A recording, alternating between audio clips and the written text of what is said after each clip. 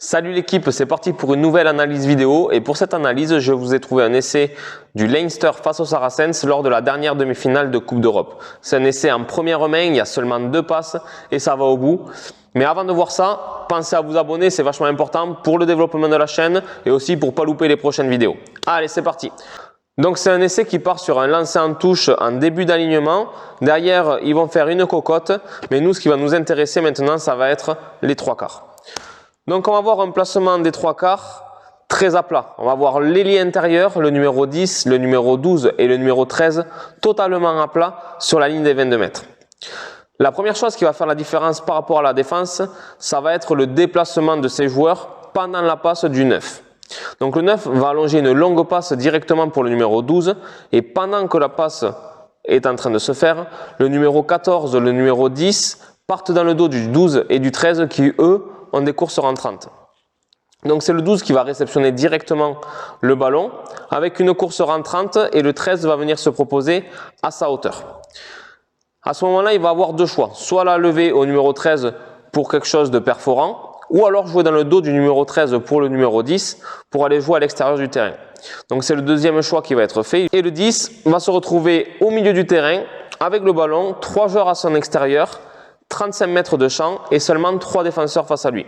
Ce qui donne quand même pas mal de possibilités. Le 10 va faire le choix d'envoyer le ballon directement au numéro 15 qui arrive avec une course légèrement fuyante mais très lancée comparé à son défenseur et qui va pouvoir aller dans l'embut sans même être touché.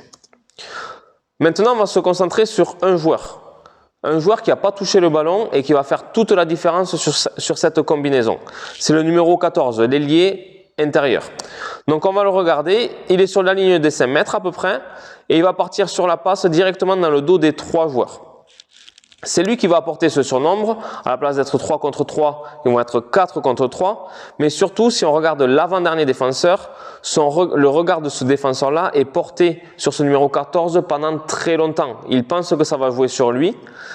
Et il va lâcher le regard qu'à partir du moment où c'est que le ballon a dépassé le numéro 14. À ce moment-là, il se tourne vers le numéro 15, mais le numéro 15, avec sa course fuyante, est déjà décalé, va prendre le ballon lancé, ce qui fait qu'il va avoir à peu près 3 mètres d'avance, il est lancé et le défenseur doit se lancer. Donc là, il y a beaucoup d'avantages pour lui, il va plus qu'à avoir à accélérer jusqu'à l'embut pour marquer son essai. Donc, première chose à retenir, c'est que même dans une combinaison où c'est qu'on ne doit pas toucher le ballon, où on ne sait pas si on va toucher le ballon, il est important d'être vachement impliqué. Ça va mettre du doute dans les défenseurs et libérer des espaces pour nos partenaires. Dernière chose, et ça c'est un avis personnel, c'est par rapport à la défense. Je trouve que la première ligne des Saracens est bien montée. Par contre, il y a eu un petit souci au niveau de l'ailier extérieur qui lui n'a jamais su faire un choix entre le numéro 15 ou l'ailier. Après, ça peut s'expliquer parce qu'à la base, je crois que c'est un demi d'ouverture qui se retrouve à l'aile car le numéro 14, lui, est dans la ligne. Donc, il n'a pas su trop comment défendre, a laissé du coup un intervalle entre lui et l'avant-dernier défenseur et ce qui a permis au numéro 15 de prendre l'intervalle. Je pense qu'il aurait dû faire le choix de venir se sacrifier sur le numéro 15, laissant l'ailier extérieur totalement libre, ce qui aurait poussé le numéro 15 à faire une passe de plus et on ne sait jamais, sur cette passe, il peut y avoir un en avant. J'espère que cette analyse vous a plu et si c'est le cas, n'hésitez pas à lâcher un petit pouce bleu, ça fait toujours plaisir et ça aide au développement de la chaîne. J'espère aussi que vous allez pouvoir mettre en pratique certaines choses qu'on a vues ensemble sur les terrains dès ce week-end et on se retrouve rapidement pour de nouvelles analyses ou de nouveaux exercices.